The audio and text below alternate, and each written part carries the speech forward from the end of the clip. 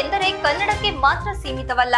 ಈ ಪಕ್ಕದ ರಾಜ್ಯ ಗೋವಾದಲ್ಲಿಯೂ ಕೂಡ ರಾಜಿಸುತ್ತಿದೆ. ಇಲ್ಲಿನ ಹಾಸನದ ಕನ್ನಡಿಗರು ಗೋವಾಕ್ಕೆ ಹೋಗಿ ಬೃಹತ್ ವೇದಿಕೆಯಲ್ಲಿ ಕನ್ನಡ ಹಾಡಿಗೆ ನೃತ್ಯ ಮಾಡಿ ಗಮನ ಸೆಳೆದರು.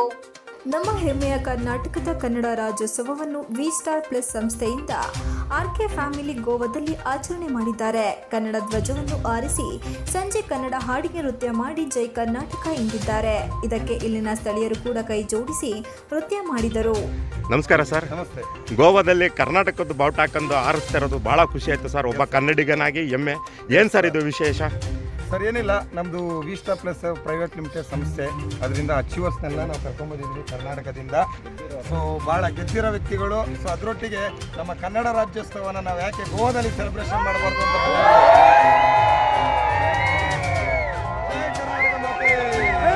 ಸರ್ ಗೆದ್ದಿರೋದು ಅಂತ ಹೇಳಿದ್ರಿ, ಯಾವ ರೀತಿ ಗೆದ್ದಿರೋದು ಅದ್ರದ್ದು ಒಂದು ಸಣ್ಣದೆರಡು ಮಾತು. ಸರ್ ಏನಿಲ್ಲ, ವಿ ಸ್ಟಾರ್ ಪ್ಲಸ್ ಸಂಸ್ಥೆಯಿಂದ ಒಂದು ಆರೋಗ್ಯ ಭಾಗ್ಯ, ಒಂದು ಆದಾಯದ ಭಾಗ್ಯ ಕೊಟ್ಟಿದ್ದಾರೆ ಸರ್. ಇವತ್ತೆಲ್ಲರಿಗೂ ನಾವು ಆರೋಗ್ಯ ಭಾಗ್ಯವನ್ನು ಕೊಡೋದ್ರೊಟ್ಟಿಗೆ ಎಷ್ಟೋ ಜನ, ಲಕ್ಷಾಂತರ ಜನ, ಕೋಟ್ಯಾಂತರ ಜನಕ್ಕೆ ಉದ್ಯೋಗದ ಅವಕಾಶ ಇಲ್ಲ.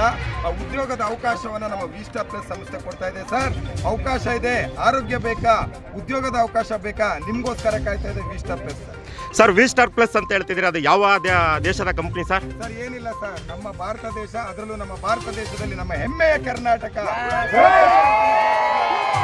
ಕೆಂಪೇಗೌಡರು ಇರ್ತಕ್ಕಂಥ ನಾಡಿನ ಒಂದು ಕರ್ನಾಟಕದ ಒಂದು ಕಂಪನಿ, ಚಿಕ್ಕಮಗಳೂರಿನ ಕಂಪನಿ ಅಂತ ಹೇಳಿಕ್ಕೆ ಇಷ್ಟಪಡ್ತೀನಿ ಸರ್. ಬಹಳ ಖುಷಿ ಆಗುತ್ತೆ ಸರ್. ಅದ್ರ ಬಗ್ಗೆ ಇನ್ನೊಂದು ಖುಷಿ ಅಂತ ಹೇಳಿದ್ರೆ, ನಮ್ಮ ಮಲ್ನಾಡ್ ಸಂಸ್ಥೆಯಲ್ಲಿ ಇರ್ತಕ್ಕಂಥ ಒಬ್ಬ ವ್ಯಕ್ತಿಯೆಲ್ಲ ಶಕ್ತಿ ಅಂತ ಹೇಳ್ಬೋದು, ನಮ್ಮ ಡಾಕ್ಟರ್ ಅಫ್ಸರ್ ಹಿಂದೂಸ್ತಾನಿ ಅವರ